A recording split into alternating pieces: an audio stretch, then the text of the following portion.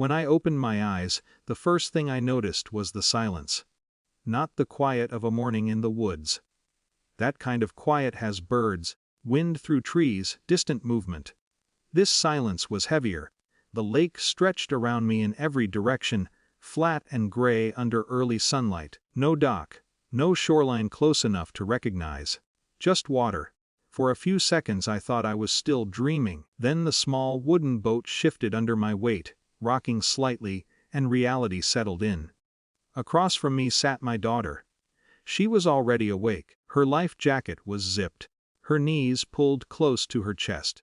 She watched the water, with the still focus children sometimes have when they're trying to understand something frightening, without saying it aloud. "Where's your brother?" I asked. My voice sounded strange in the open air. She didn't answer immediately. Instead, she reached down beside her and picked up a folded piece of paper resting on the bench. "I found this," she said quietly. She handed it to me. The handwriting was my son's. 2 words. "You chose this." Nothing else. No explanation, no apology. I looked around again, more carefully this time.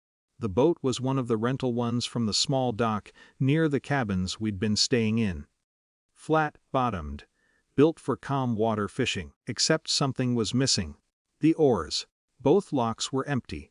For a moment my brain tried to create simpler explanations. Maybe they'd fallen out, maybe someone had taken them. But the lake was too empty for accidents. My daughter watched my face. "You know why he wrote that?" she said. It wasn't an accusation. More like an observation. I looked back down at the note. "You chose this." The strange thing was I didn't feel anger. Confusion, yes. But underneath that, something else was slowly unfolding. Recognition. The sun climbed higher. Light spread across the water, revealing how far we had drifted from the shore. "Are we stuck?" my daughter asked. "For now," I said. I checked the boat carefully. 2 life jackets, a small cooler with bottled water. A whistle tied to the side rail. It didn't look like someone had meant to leave us helpless forever. Just stranded. A lesson maybe. I sat down slowly. My daughter didn't say anything else for a while. She just watched the lake. And in that quiet, memories started arranging themselves in ways they hadn't before. My son had always been louder. More confident. The kind of kid teachers remembered. When he needed help with something, he asked directly. When he was upset, everyone knew. My daughter had always been the opposite. Careful. Observant. The child who waited for space before speaking. I had told myself for years that my attention naturally went where the noise was, where the problems were louder. It seemed logical at the time. Now, drifting in the middle of a lake, the logic looked thinner. "You always believed him first," my daughter said suddenly. I looked up. Her voice wasn't angry, just factual. "When we argued," she continued, "you'd ask him what happened." A small pause. "You'd ask me why I upset him." The boat rocked slightly as a breeze moved across the lake. I stared at the water. There are moments when someone says something simple that rearranges years of memory. I could suddenly see dozens of small scenes, arguments, school issues, family holidays where my son's plans quietly shaped the schedule. Not because I intended it. Because it was easier. Because he filled the room. "I didn't realize," I said finally. "That's kind of the point," she replied. 5 hours on open water gives a person time to think. We talked in pieces, not continuously. Sometimes 10 or 15 minutes passed where neither of us said anything. The sun rose higher. The lake brightened. Eventually my daughter lay back against the bench and watched the clouds move slowly overhead. "I think he wanted you to notice," she said. She nodded. "He's been angry for a long time." That surprised me. "Angry?" I asked. She shrugged slightly. "Not the kind he shows people." I thought about the note again. "You chose this." Maybe he meant something different than I first assumed. Maybe he meant the distance between us. The imbalance. Maybe he wanted me to sit still long enough to see it. Around midday we heard the sound of an engine. A small patrol boat approached across the water, cutting a clean white line behind it. 2 uniformed officers, One of them slowed the boat as they came alongside. "You folks all right?" he called. "Yes," I said. My daughter sat up. The officer studied the empty oarlocks. "You're a long way from the dock without paddles." "I noticed," I replied.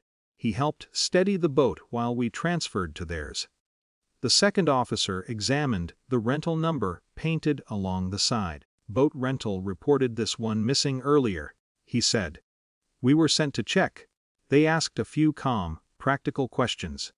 Who rented the boat? How we ended up drifting? Whether anyone had been injured? I could have said my son abandoned us, could have turned the entire situation into a formal complaint. Instead, I told the truth.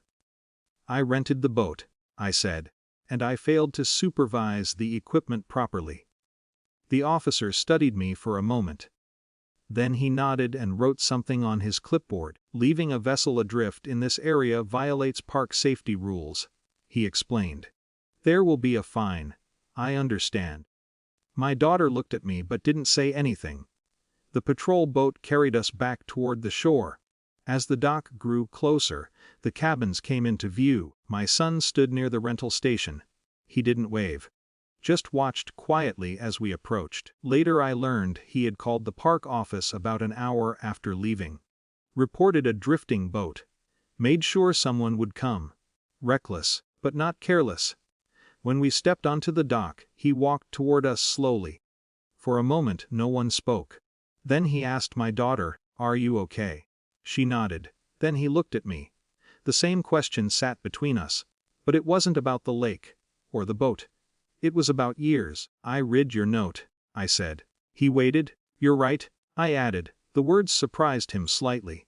"And maybe me too." The officer nearby finished writing the citation and handed it to me. A simple document. Just a fine and a warning. But something about the moment felt heavier than paperwork. Because for the first time in a long time, the situation wasn't about defending myself. It was about recognizing something I had ignored. The lake hadn't fixed anything. Families don't repair themselves in a single morning. But as we stood there on the dock, no one pretending the past had been balanced, something quieter had started. Not forgiveness. Not resolution. Just honesty. And sometimes that's the first real movement a family makes in years.